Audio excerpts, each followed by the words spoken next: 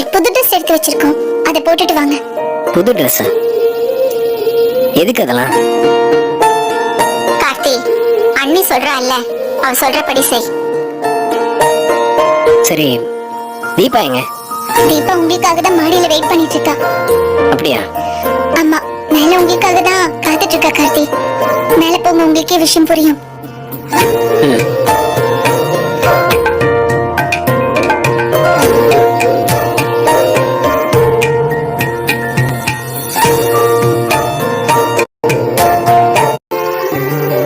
அதான் மீனாட்சி என்ன கீழே ஒரு மாதிரி பேசினாங்களா? உங்ககிட்ட போய் அப்படி பேசினாங்களா? என்ன கிண்டல் பண்ணிட்டே இருந்தாங்க காலையில இருந்து.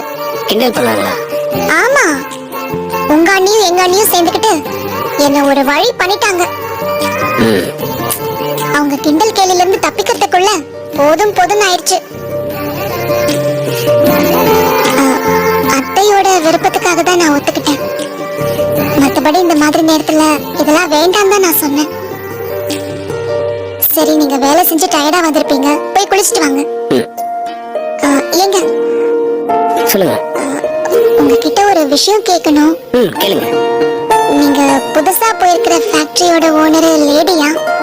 ஆமா, ரம்யா விஸ்வநாதன். ஏங்க, விஸ்வநாதன்ங்கிறது அவங்களோட ஹஸ்பண்டோட பேரா? இல்ல, அவங்களுக்கு இன்னும் கல்யாணம் ஆகல. விஸ்வநாதன்ன்றது அவங்க அப்பா பேரு.